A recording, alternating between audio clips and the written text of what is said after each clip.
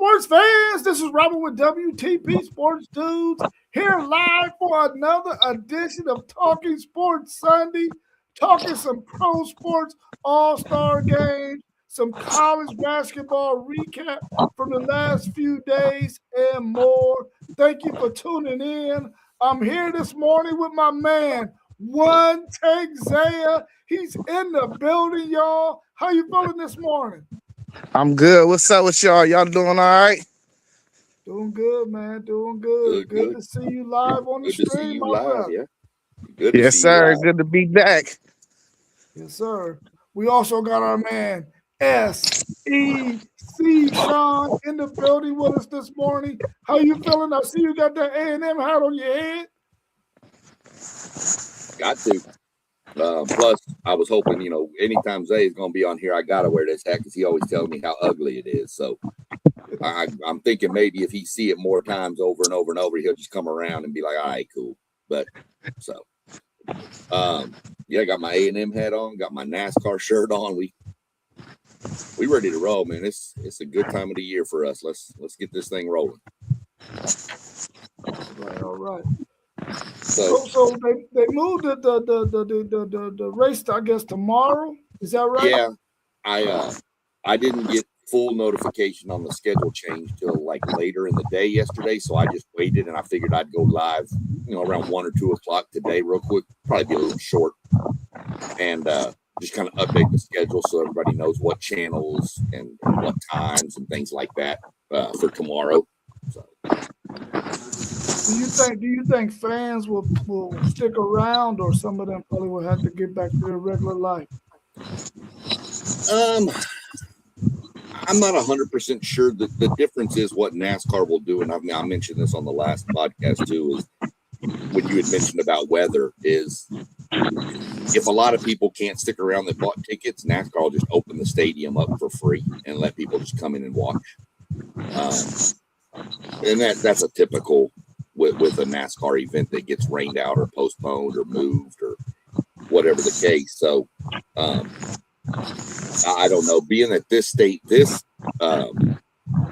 this racetrack is technically in Winston-Salem, and it's actually a Division III football team, so there's a college and a subdivision all right there. So they may get a good amount of foot traffic coming in. So.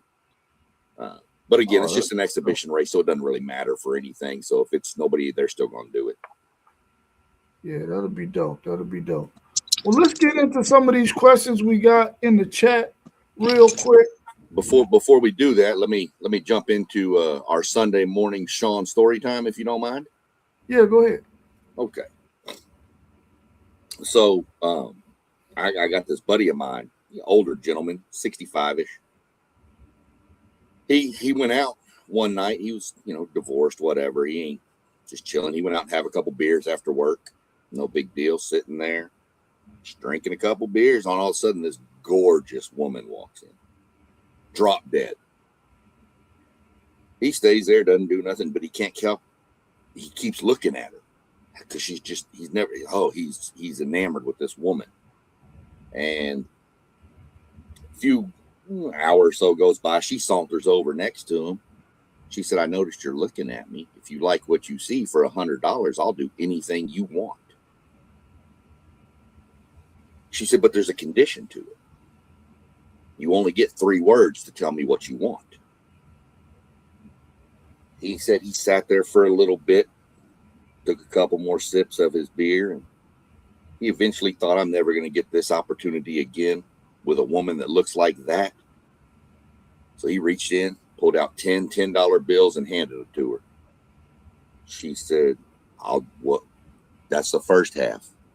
What's your 3 words? He leaned over in her ear and he said, paint my house.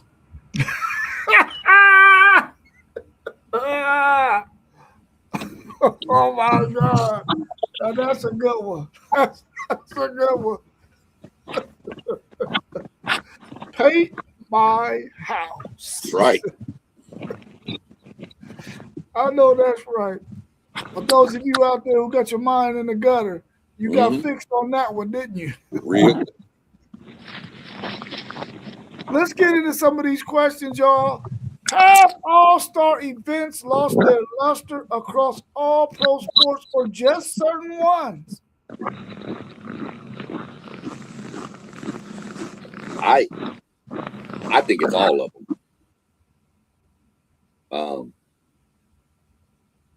I mean, pro football has turned into more of a games type event, skill competition. Even the game itself is now flag football, which I see your question further up. We'll get into that, I'm sure, in a little bit. But the basketball game is just, we talked about this the other day, it's nothing. I mean, there's nothing on the line for it. There's no competitive between the two. It's just, I'm not going to play defense. Oh, we're going to shoot from half court. Oh, we're going to, run up and down. Nobody's going to run back on defense. I mean,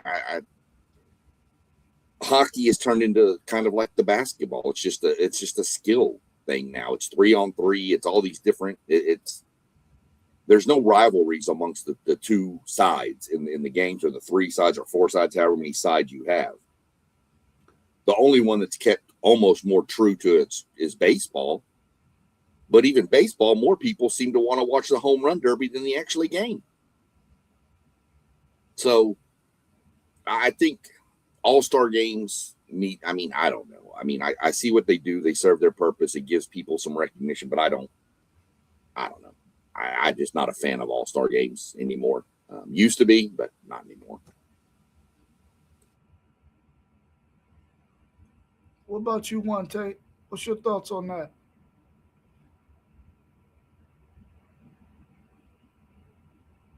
He might have got tied up. I think definitely football and basketball has definitely lost its luster because of the way the game is actually played. It's not a whole lot of defense being played. A lot of guys seem like they're not interested in it. In football, it seems like some of the players who have the stats to play in this game usually opt out of it here lately over the last couple of years. So even though they might be there at the event, they're not necessarily performing. So I think that kind of hurts the fans a little bit when they don't get to see certain players of a high caliber playing in the event. Basketball, as we all noticed, they don't play a lot of defense in that game. They're trying to see how high they can get the score up. It seems like even if they did do that in the fourth quarter, if they played a little bit harder defense, maybe that would make the game a little bit better. And then some of their festivities, events that they have aren't the greatest. I would like to see them try to do something else with it. Maybe put something in there where they can have some of these high-flying guys get in the dunk competition to bring that aspect of the event back. As far as baseball is concerned, it's basically just a home run derby and then the game itself. I don't know how many players they get to play in that game, but it seems like once the main guys are not playing in the game, like say if they play the first two innings, it's almost like that game gets a little bit boring as well. I've never watched a hockey all-star game, so I don't really know how that goes. What's your take on that, One Take? Man, I ain't watched all-star nothing probably in like 6-7 years.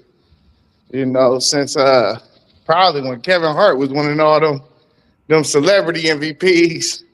But yeah, for sure, bro. I think it lost its lackluster.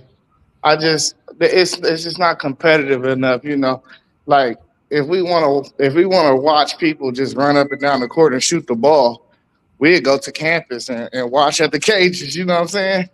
So it's like, it ain't no fun. It's just a waste of time for real. Yeah, it seems like it is turned, especially for basketball. It seems like it just turned into a celebrity contest. All the celebrities come out and they pretty much promote who they see out there in the stands, who come back, former players, that kind of thing. As far as the events itself, I don't know if the events are even worth spending the money to go to. But we got that in our next question. let's tackle that quick. You had mentioned that you don't really know the hockey All-Star game, so I'll just give a quick recap on that real quick. Hockey All-Star game used to be like basketball, East versus West. Hockey has now switched it to where they play, and I mentioned this about basketball doing this, where they have 4 divisions in hockey, and they take an all-star team from each division and they play like a tournament against each other, and then the winners move on to the all-star game.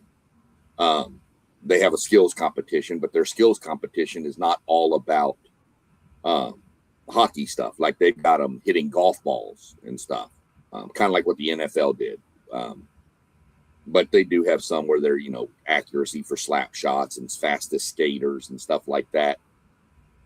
It's impressive to watch how fast these guys skate on. It can get going on a pair of ice skates, but it's just not a good event. In hockey, half the time scraps their all-star game because like this year they'll be playing in the Olympics, so that I don't even think they're going to have an all-star game this year. So that's how hockey goes, though.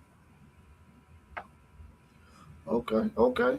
Is it just the All-Star game itself in basketball that's lost its entertainment, or the event as a whole?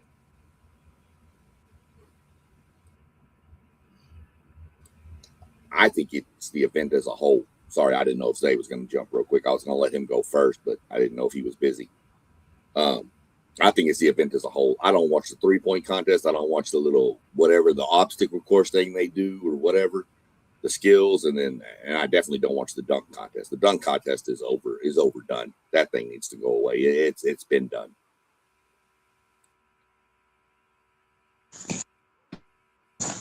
Yeah, it's the whole event, man. It's like they be trying to evolve it, but like I'm just not into it. I guess it's like I'm so old school. I like just miss the old school days of just a regular 3-point contest. They got the 4-point ball and they be doing all this weird other stuff. Like I just can't get into it. And then like as far as the dunk contest, it's a way to revitalize that, but I think they need to bring like the whole country involved. Like stop making these NBA players do it and just start because I heard somebody say this.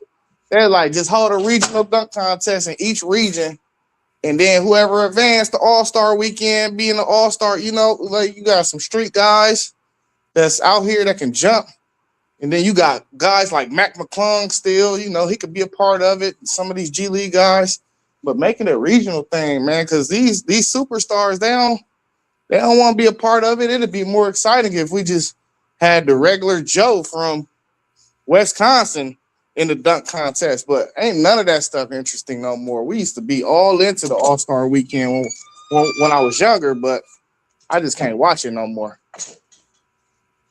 Yeah, I like that point that you made about bringing in some other people from, because they have dunk competitions all over the country, man, and you get to watch some of these things on YouTube, and you like, goodness gracious, this dude just did that. And so I think that would be a good way for them to at least get the dunk contest back involved. I know that whenever you watch the basketball weekend, the All-Star weekend, the celebrity game used to be kind of popular to see some of your celebrities that you really, really like playing out there on the court. I would like to see. I don't know if it'll ever happen, but bring back some of those older NBA players who play in the Big Three. With the league that Ice Cube got, maybe have that as part of it. I don't know, but they need to do something to get this entertainment value up in the All-Star game in the NBA. Because right now, for me, I don't watch it either. But what I will do is I'll go and find some clips of it on YouTube and watch those little clips, so I don't have to waste a whole lot of my time watching the whole entire event. Hey, now that's an event that I would want to attend. I just don't want to watch it on TV. Yeah, I feel you on that. Our next question we got in the chat is the risk of injury. That says injury. I think I should have put injury. May be a factor. Why the NFL Pro Bowl has lost its value? What are your thoughts? Is it because the players don't want to get injured in that game. Is that why it has lost some of its value? Well, it's more of a 7-on-7 thing anyway right now, and like a whole bunch of skills competition. So um, even that game, like people want to see brutality. The NFL is a brutal sport. That's the main reason why that done fell off too, because we ain't even getting real football. We don't want to watch 7-on-7. You know what I mean? Like we watching flag football. Like what we doing? I mean, I understand though. Don't get it twisted. I understand, but like none of these All-Star games is the same. Well, I can't like y'all speaking about hockey. I ain't never watched a hockey All-Star game either. But baseball, I used to always watch baseball. I don't even know why I don't watch baseball no more. All-Star weekend. Well, 100% with Zay on this one. I mean, injuries, that's part of it. That's what we used to watch, even go back in the day, and this is going to be a cross of sports, but going back to the baseball All-Star game, Pete Rose rounded third base, running over, was it Ray Fosse, I think, in the All-Star game, and ruined Ray Fosse's career in an All-Star game. So that shows you that back then it was just a different animal. There is no brutality. Yeah, it's flag football. It's 7-on-7. And you want to watch 7-on-7, you can go to any high school, at least in the South, in the summertime, and watch 7-on-7 football. Most college campuses, you can probably go watch it with them out there, receivers and quarterbacks just running off drills. But I get the injury aspect of it, because you don't want to blow a knee out in the Pro Bowl and miss the whole next season.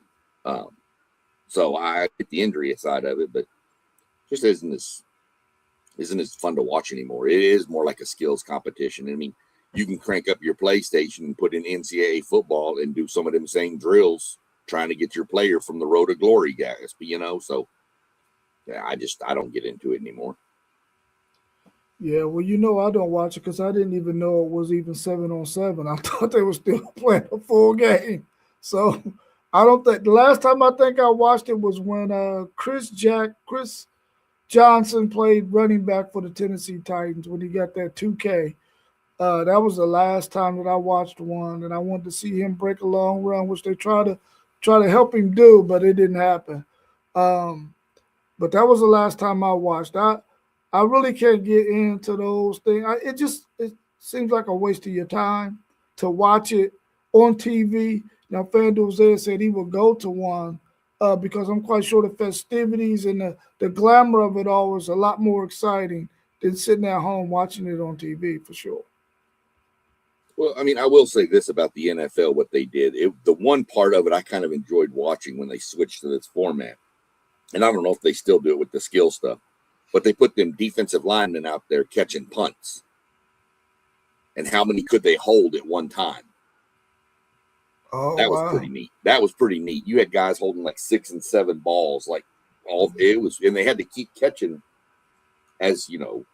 so it was pretty funny to watch, but it's not enough to make me tune back in. I mean, not that I'd want to go shovel snow versus watching it, but it'd be a hard toss up.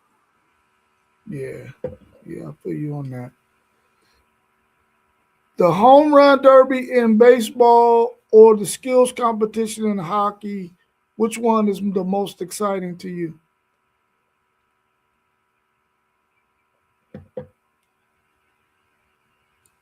I'll hit this. The home run derby is pretty fun.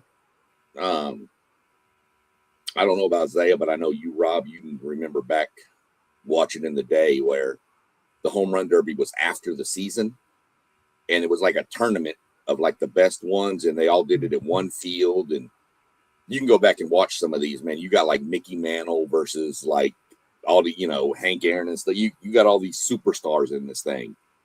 And back then, I think they paid out like $5,000, $10,000, and today no player's going to play for that pretty much. But back then, that was a chunk of change. So, the hockey skills competition, like I said, is kind of fun. I mean, the pure athleticism to do what they do on a pair of skates. For somebody like me who I probably couldn't walk to my mailbox in a pair of skates. So I think it's pretty impressive, but I like the home run derby. I think it's pretty neat for me. I like, but I do. If you make me choose between the home run derby and the skills competition, I'll watch the skills competition in hockey over the home run derby. Although I will say that year Josh Hamilton went nuts in the Bronx was crazy. Yeah, with the NBA dunk contest losing so much steam over the course of the years, it's kind of like only physics only allows so many dunks. I think that the home run derby is like the number one skills challenge throughout all the sports. It's something super incredible about guys hitting 300 or 400-yard balls. I don't care how slow or fast the pitch is. There's a select few of people in the world that can do stuff like what they're doing in them home runs derby. So I'm not saying like it's not a select few of people that can do what's happening in hockey or other respectable sports, but bro, that hitting that ball, bro, in that home run derby just is always amazing for real. I really do not understand why I have not been watching it. Maybe I'd be tied up or something, but I've always loved the home run challenge in baseball. Always, all my life. I used to watch it every year. I used to watch it. So I'm a little biased on it. And my first sport that I ever started playing was baseball. So I think that's a little biasness too that I got towards that. So I'm going with the home run derby for sure. Yeah, since I've never watched any of the hockey All Star Weekend, I'm gonna have to say home run derby as well. Especially when they in one of those home run friendly stadiums, bro. That ball be flying up out of there, man. And then the commentators will tell you how far they hit these balls, man. And you like 450. What? That is nuts. And so it's definitely the home run derby for me, especially if a guy gets on a run and he's knocking 10, 11, 12 of them out in a row, man. And the pitcher, whoever's pitching the ball to him, got a nice, comfortable groove, and he's found his sweet spot, bro. Man, it could be really, really entertaining to watch. So I'll go with the home run derby over the skills competition in hockey, even though I believe that the skills that it takes to play hockey is probably one of the greatest sports skills there is in any sport, period. Well, if you think about the home run derby like this, and we'll hit all sports real quick because the NFL's gone to this skills thing.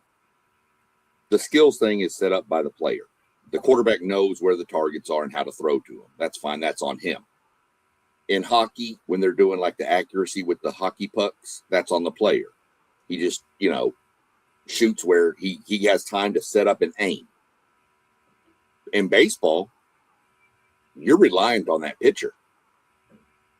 Every pitch has to be in the zone to where you can hit it that far, or else you're going to top it or hit underneath it if your pitcher's not on. So baseball is the one home run derby that relies on another person on every swing to make the right play. So that adds another element into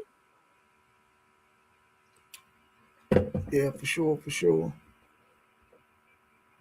Would you like to go to an all-star event? If so, which one?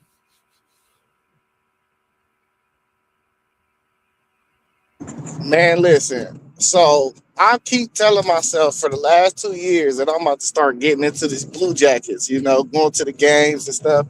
So I'm gonna say hockey because I've been around football, been around basketball, been around baseball. I have yet to be around hockey, and my interest is really high in it. So I'm gonna say hockey because I need to start getting into these Blue Jackets, man. And I think that those events, those games, I think they just from a bird's eye view looking at them on TV, I think them are like dope experiences. So I'm going hockey.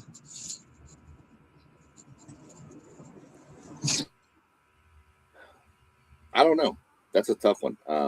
It wouldn't be the NBA. I wouldn't go to that one. Wouldn't go to the NFL. So it'd have to be either hockey or baseball. I'd probably choose baseball. I've been to a lot of hockey games, been to a lot of baseball games too. But I'd probably choose baseball. But I'd want, the whole experience. I want the home run derby, all that stuff, the futures game, everything that's going on. I want the whole experience. If we're doing the whole experience, I'll go to baseball. But yeah, I mean, if you're not into hockey and you've never seen or done a lot with hockey, it's pretty impressive. I can tell you that much. But I'd go baseball. Well, there's something about. I think the game is still in Honolulu, Hawaii. Is that right? Is the Pro Bowl? It's not there anymore. Well, let's scratch the NFL. It's not in Honolulu, so. Hawaii. So I'm not going. Doesn't the It's Pro in Bowl Miami somewhere? Doesn't it move around? Like, I don't know. I think the last keep time I watched it, it was this. in Honolulu, Hawaii. So if it's not there, then I'm definitely not picking football. I would only go because it's in Hawaii and that's on my bucket list. So I would want to go there. I really like the baseball experience, man. I've been to a couple of baseball games, and baseball games, man, the environment is lit. I like it. Hockey for me, the reason why I've been hesitant on going to any of the Blue Jackets games here in Columbus is because is it cold in there? My perception is it's cold, and I ain't trying to sit and watch no game in no cold. It's not warm. Yeah, see, that's gonna do it for me. I mean, it's not bad. I mean, you throw on a little hoodie or something and be fine. I mean, when we go, I mean, I got my Dallas Stars jersey, my sweater. I wear that and I'm fine. The worst part, to be honest with you, about a hockey game is walking from the parking garage to the stadium. Like right now, no, not going to do it. That night we went to the Dallas Stars game up here. Bro, I was happy to get in the building because it was warmer. So It's pretty cool in those buildings, though, for sure. I have a nephew that plays hockey, so he plays on these traveling teams and stuff here. Because I don't think his high school has a hockey team. So of course he plays at the Chillers and all those places. And I've been to quite a few of his games, and the temperature that it is in there is enough for me because I know I got to wear a coat and I got to wear a hat. And my nose starts running, but I brave it out for him. But I don't know if I could go to an actual professional hockey game and as long as it lasts and survive. So I will have to bundle up. But I do want to experience it, though. That's the difference. It's not long. We have season tickets to the Blue Jackets. Okay. We go, and let's say the game starts at 7. We're normally back home in Polaris from Nationwide Arena 10:30-ish. That's long. That's 3 hours. That's travel. That's from driving, getting out of traffic, and everything. Normally the game's over in about 2 hours. Then you're just dealing with traffic trying to get out. And the NHL games are probably going to be warmer for a fan than something like what you're talking about because you're going to have more bodies in the stadium. Yeah, that's true. That's true. Well, we're gonna have to do a game, man. One of these times when you go on, let me and Zay know. We'll probably try to get some tickets and go. Well, I got some stuff I'm working on for next year because everybody knows I'll be moving. And I still have 1 more year of my contract with the Blue Jackets for season tickets, but I'm going to be down in Arkansas, so I'm just going to wind up giving away tickets next year. So we're going to figure out some sort of little competition, game picks, something to give away tickets. So I'll figure something out to do with that. But I'm not going to drive 12 hours to come to every hockey game. So I know that's right. I know that's right. Yesterday was a good day in college basketball. Some really, really good contests. Really over the last couple of weeks since teams have gotten into their conference play. What excited you yesterday or this past couple of weeks about college basketball?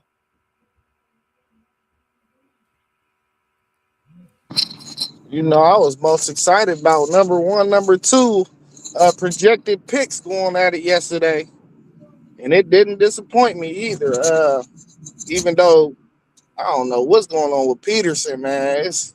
I don't know if he on a minute restriction or what, but he played the whole first half, started the second half, played like 3-4 minutes, and didn't play the rest of the game. Had 18 points in 20-something minutes, though, like 20 minutes, something like that. So I don't know what's going on with him, but they got to figure that out, man. He might get flagged when it comes time to do these physicals for these NBA teams, man. But if he's fully healthy, he the number one pick, bro. It ain't even close to me no more. Like, he proved it yesterday. The Banster, he had a slow start. He got going in the second half, but Kansas really did what they wanted to for real. And if they get Peterson fully healthy and he a full go in the tournament, they gonna be hard to beat, bro. Because they actually know how to play without him because he ain't been there for about 10 games, you know. So I mean, they held on. BYU came back. They was beating them by like 15, 16 points at halftime, but they held on and won by 8. But man, I'm telling you, that dude Peterson, bro, he got it all. He got everything in his bag, bro. It's no weaknesses, none. And it was one point in the game where the Banster was matched up with him, and he went straight at him and got a bucket on him, though. I'm like, it was an NBA move, though. You know, jab step, whoop whoop, get to your spot, pull up, rise up over him, put your shoulders back because he got the length. He knocked it down. I'm just like, man, this dude, he ready right now, bro. But that health is gonna be important. But that's the only game. That game, and I watched Ohio State and Wisconsin. We lost to Wisconsin yesterday, but that was the main game I wanted to see yesterday, and I watched it. And I wasn't disappointed by neither. Richie Saunders for BYU went off yesterday too, though. He gonna be nice in the league too. But that was the main game I was focused on yesterday.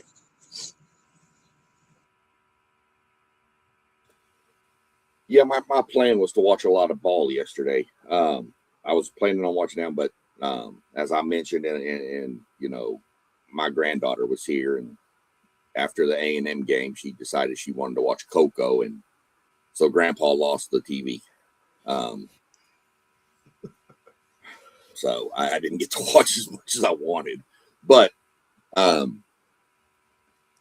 kept up with that game on my phone. I think Peterson is on load management after coming back. And I think being up like 15, 16, whatever it was at the half, I think they kind of put him out there in the second half and then wanted him to rest to make sure he is going to be fully healthy, because you're going to need him for a run if you're in the tournament. You can win without him, but it's going to be a lot easier to advance in the tournament with him. So, did catch a little bit of Rob's team up there. Pretty impressive coming back the way they did, down 14 early and come back and win that game by 10, I think. But over the last several weeks, I mean, my attention's fully locked in on my Aggies. They are really, really impressing me. Really excited, like to watch them, like the way they play. So that's really what has excited me the most over the last several weeks. So that's where I am with it. Yeah, it was good to see UCF get that win yesterday over Texas Tech, who have been playing some really good basketball. So hopefully they can refocus and regroup and get back to what they were doing before that loss. Arizona had a little scare in that first half, but of course they did what they needed to do. Seems like Duke is just really, really rolling after that loss that they took to Tech a couple of weeks ago. They're playing some really, really good basketball. I didn't get a chance to catch that Kansas and BYU yesterday. That was a game that I really wanted to get to see. Um, but I'm glad that y'all gave me the things that happened in that game, so now I don't have to go and watch no highlights. Um, but other than that, I think that the basketball game is really starting to pick up. So now we'll be able to tune into it a lot more now that football has really pretty much fizzled down for a bit. So I'm anxious to catch games this during the week and then on the weekend coming up. So I'm excited about what college basketball is looking like right now. It looks like there's about maybe 10, 12 teams who can really make a nice run in the tournament and make this thing really, really interesting down the stretch once that tournament starts in late March, early April.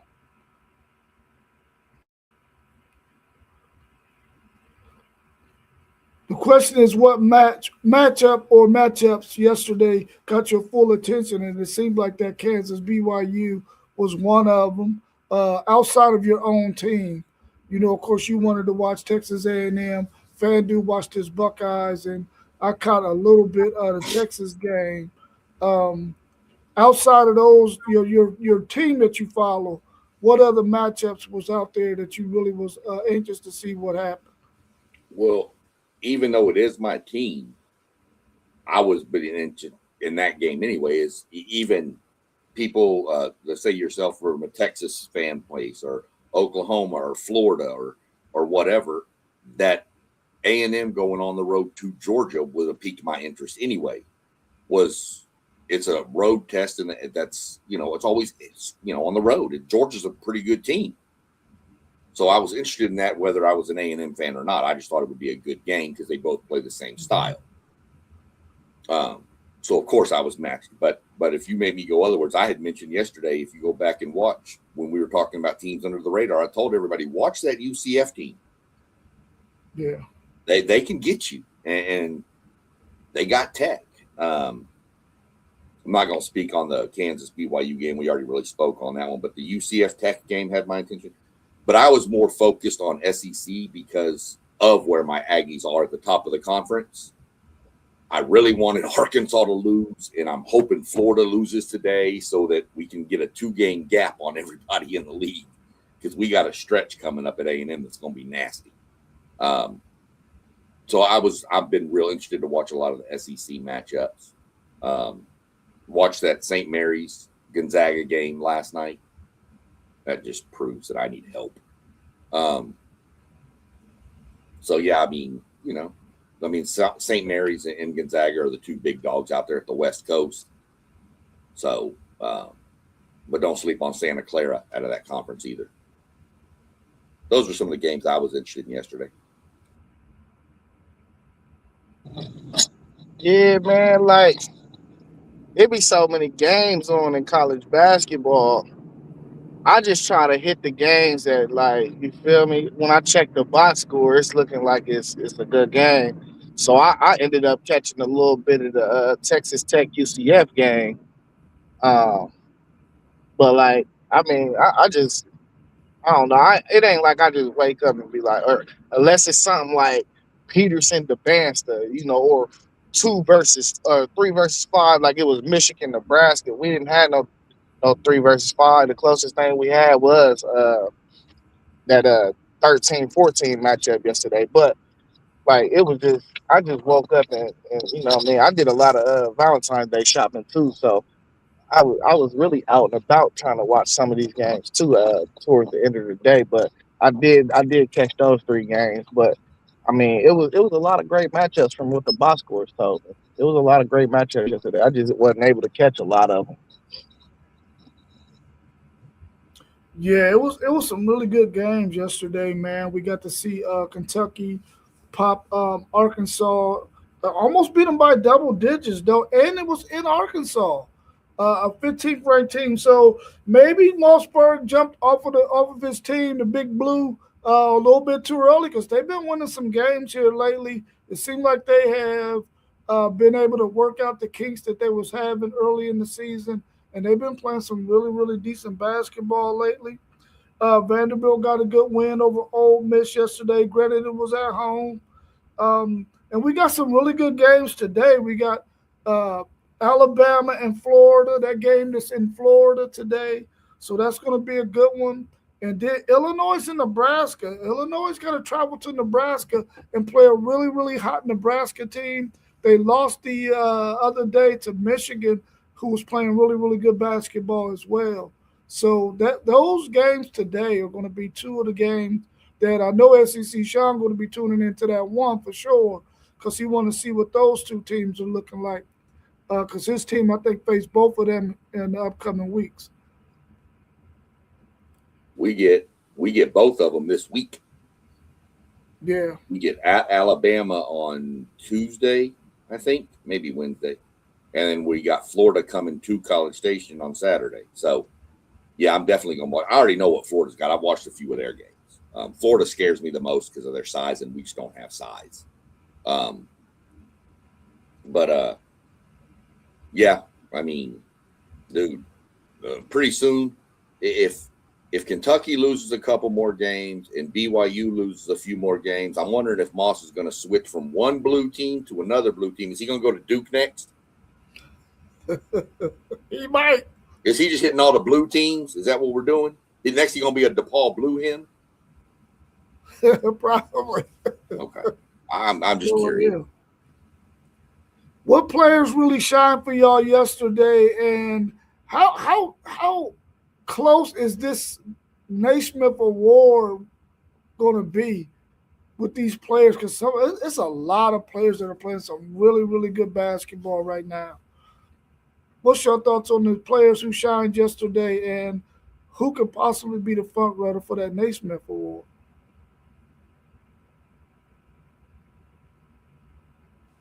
Man, you got. Oh, go ahead, Sean.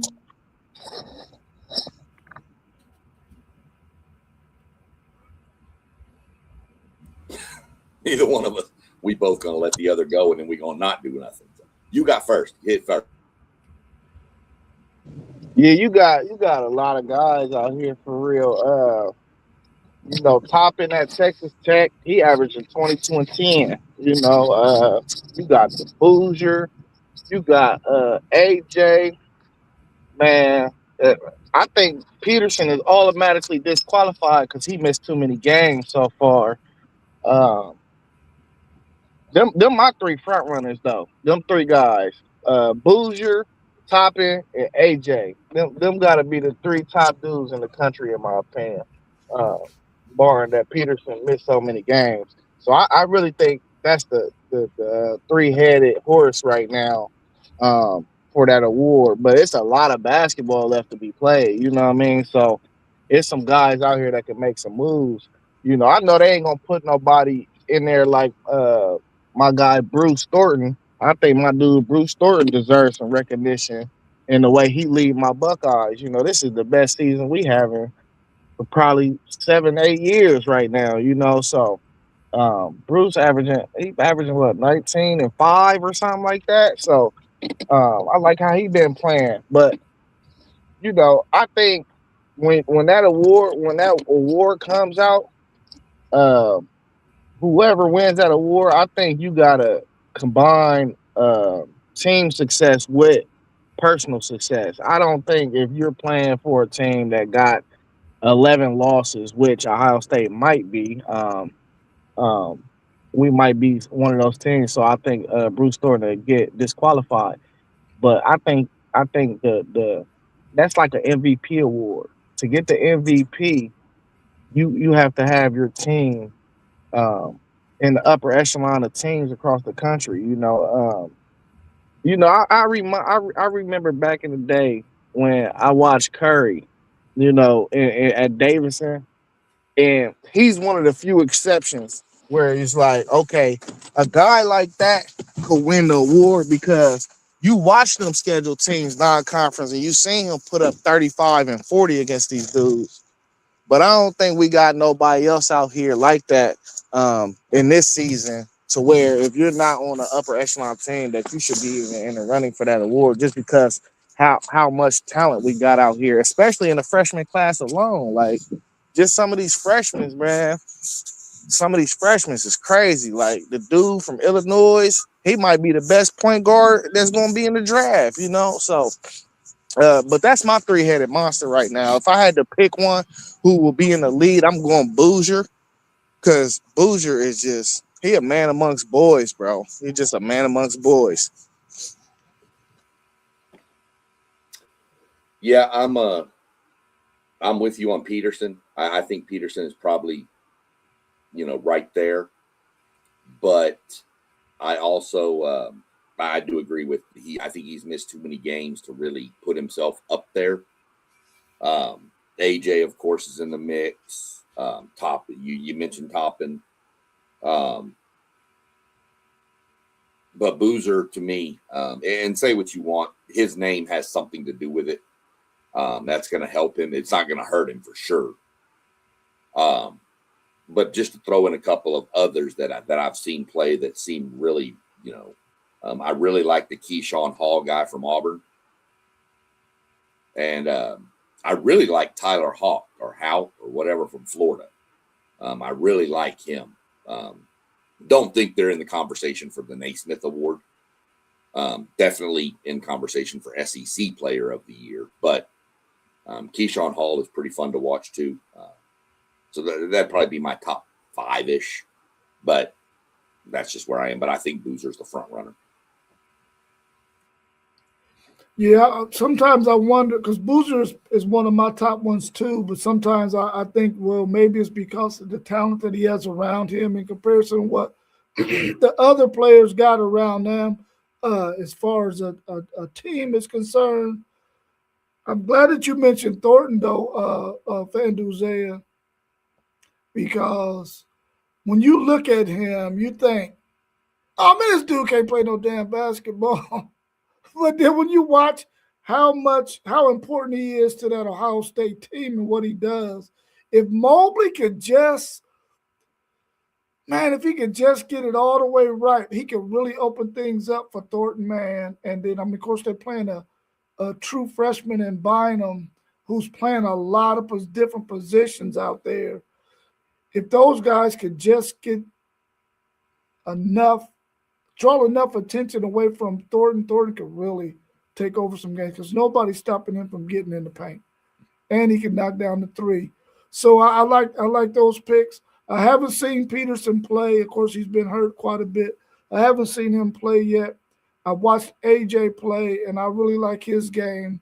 But when he play up against a team who has enough defensive talent, can he still carry a team? And we saw him when they played somebody, and they really in the second half really took him out the game. Was it Arizona? They really took him out of the game. Whenever they got athletes who could actually nullify everybody else and then put some bodies on AJ. So I will go with Boozer right now, but there's a lot of guys out there, man, who are having phenomenal seasons who are worthy to be mentioned, and I'm glad that y'all mentioned the ones that y'all did. Anything else y'all want to cover before we wrap up? I'm about to say Kansas did it to AJ yesterday. Every time he thought he was about to drive, it was a super help, a super dig, super help.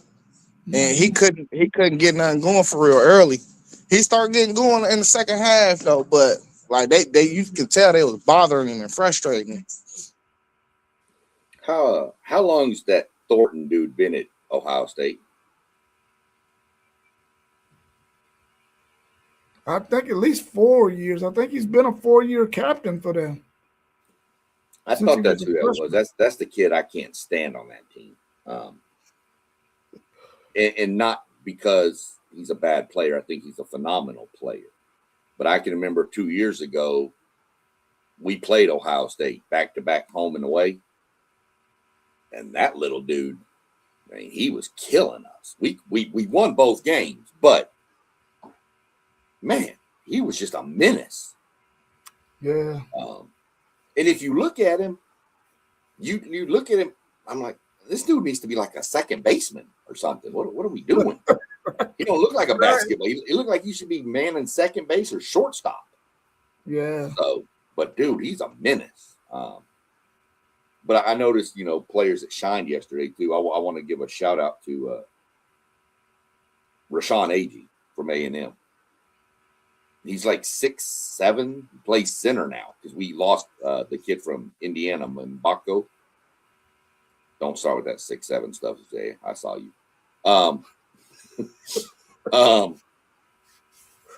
But he's like, I think he's listed at 6'8", to be honest. But anyway, I mean, he went, 19 points, 15 rebounds, 7 assists against Georgia, who has a pretty good front line. So I like the way he's playing, the way he stepped up his game to kind of be a do-all everything. So I really like what I'm seeing out of him. Now, he's going to get real tested coming up with some of this length with Bama and Florida coming in, but we're going to see how he holds up.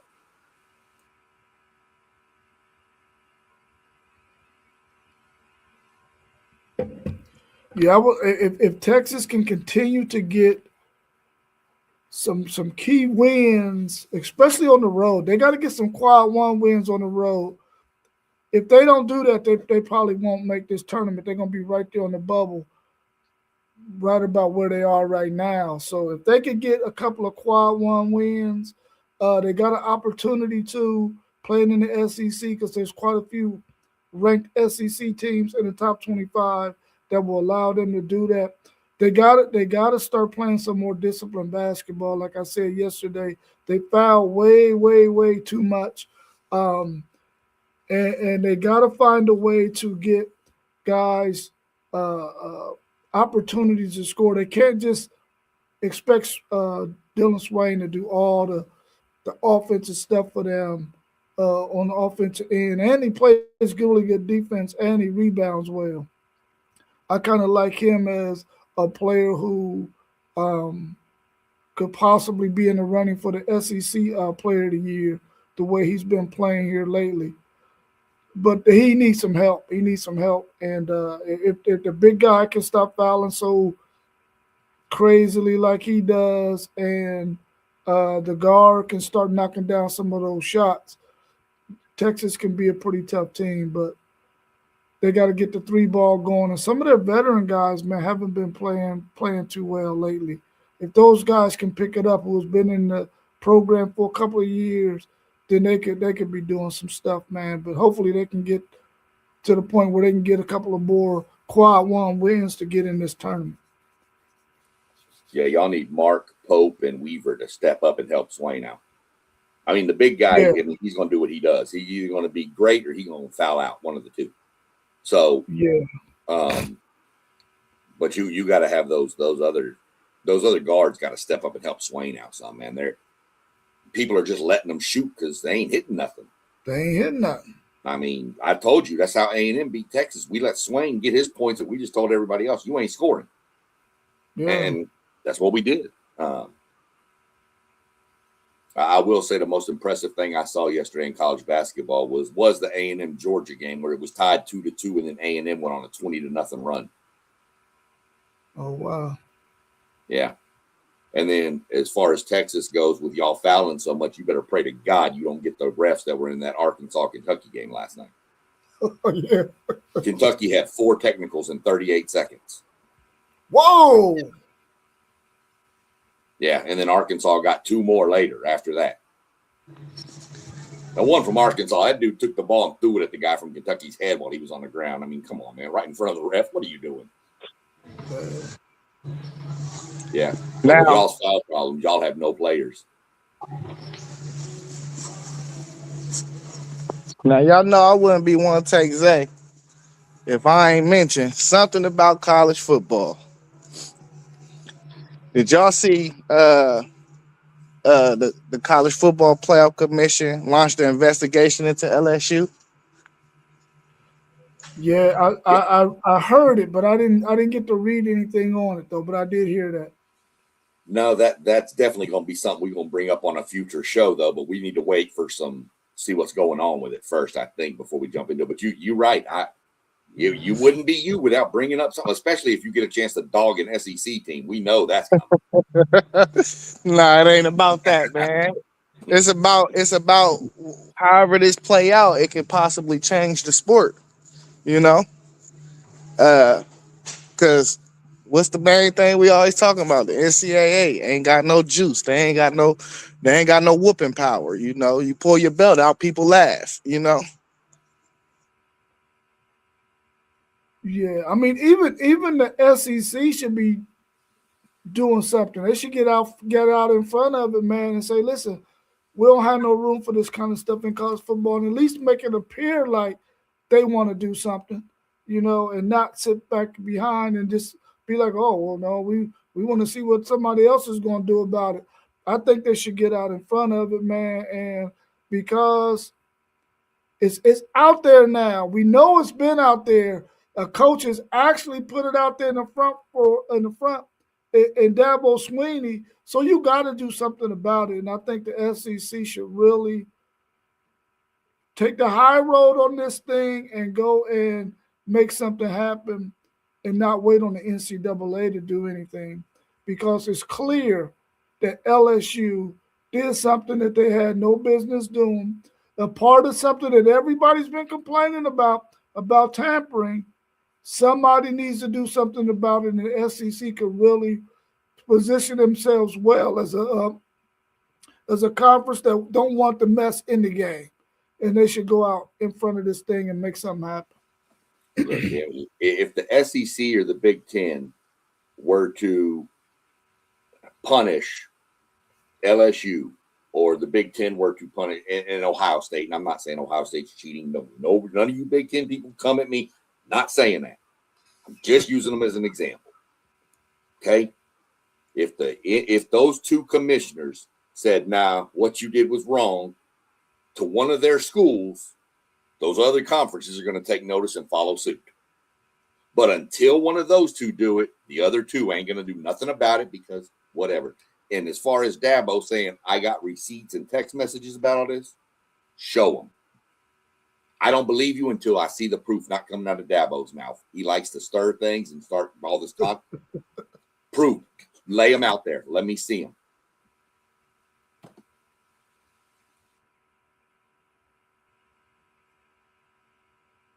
Yeah, what's your thoughts on that? What direction should that thing go, FanDuel? I mean, a one take. What, with the Dabo stuff? Yeah, with the LSU stuff. Oh, the LSU stuff. I mean, we do need more facts, but I think really what's going on with LSU is that they're not reporting deals to the commission, NIL deals. So if it's what I think is going on, that's been the gray area with the whole NIL thing already. So I think a lot of people is doing that though. You know, you're supposed to report anything over $600. So I don't know. We need more facts, but that's what I'm thinking from what I heard is what's really going on. It's not about tampering. Everybody tampers, you know. I think everybody tampers, from like the biggest school to the smallest school. I think it's inevitable. Sometimes when you go play these games, you might say something that you might not even consider tampering, but it's clearly tampering, you know. So I don't know. We gotta wait to get more information. But if they're not reporting deals, yeah, you gotta take a couple million. Yeah, it's a money thing now. You just gotta take some millions. You might tell them, instead of y'all been able to use X amount of dollars this year, y'all can't use this amount. Y'all can't use that amount. Y'all got to use something less than that to build your roster or something. I don't know. But the problem is we don't have no parameters. So yeah, it's not like we got a hard cap or anything. It's really kind of hard to punish anybody in this era. Like a couple million is like candy money, penny candy money, you know? I mean, you're going to take $2 million from LSU, Ohio State, A&M, Texas, Michigan. They're going to be like, okay, cool. You know, we just flushed $2 million last week when we bought new textbooks. It's whatever. But you want a punishment if they're caught doing something? All these schools that are caught with I'm going to say hard proof that you caught cheating, you're ineligible for the college football playoff for this year. That'll stop it. That'll stop it real quick. What if they came to Ohio State and they said, y'all can't go to the playoff this year because y'all cheated? You want to tell me them Ohio State fans ain't going to lose their damn mind that next year? Yeah, they are. Yeah. Hit them where it hurts. Taking a couple million, or I'm going to take 10 scholarships away. Well, you told me we could have 105, so take 10. I don't care. Whatever. Nah, but you ain't going to the playoff for a year. That'll hurt them. Hey, no, the scholarship thing still hurt, though. Yeah, it hurt. Yeah, it hurt. Man, the thing that bothers me, man, is the fact that we got too many brilliant people in this country who follow the game of football at the college level, that we still got all these freaking gray areas when it comes to this NIL, the transfer portal, all of this stuff. Man, there should not be the level of gray areas where we already know coaches are going to live in the gray area. That's what they do. They're going to always try to push the envelope as much as they can until you do something about it. And we should not. With as brilliant of the people we got in this country who follow the game of football, we should still not have such a wide area that is gray as hell. There should be some more black and white so we can know this is this and this is what's going to happen if you do this. And we don't have that right now in college football, but we need to get to that point. And I think there's been enough time spent that we should be closer to a better product than what we've had over the last 4 or 5 years when it comes to the transfer portal in NIL. Anything else y'all want to add before we wrap up? Because I got to get up out of here. I got 2 things real quick. Number one, Zay, you mentioned it about the Blue Jackets. Y'all are right. If you're in the Columbus area, y'all need to go check this team out. They fired their coach a few weeks ago, Dean Everson, who was the coach at the Minnesota Wild before he came here.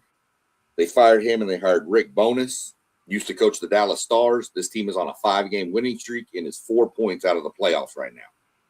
Y'all need to support this team. You know, they've been through a lot. They're a really good young team. So you're in the market. Go out. It's a good night. It's a good experience. I promise you. I'm not saying that because, like I said, I'm a season ticket. I'm saying it because it's a fun event to go to. A hockey game is super exciting in person. Second quick thing, I told y'all we're going to end it with a trivia question every day. So, who has the most wins all time in March Madness? What team?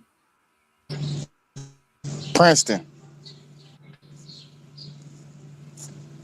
Am I up the alley? No, brother. You're behind Walmart. You ain't even close. No. I'm gonna say UCLA. Let me pull up my list. UCLA is 5th with 114. Indiana Hoosiers. Blue Bloods. Indiana Hoosiers. Not even top 5. Wow. So Kentucky. Kentucky's 2nd with 131 wins all time in March Madness. UCLA has 114. Kansas has 116. Then it got to be North Carolina or Duke, bro. Duke is 118 and North Carolina is 132. They have one more win than Kentucky all time. I just knew it was going to be something silly like Princeton. Right. It's just like who has the most NFL college, or not NFL college, what the hell?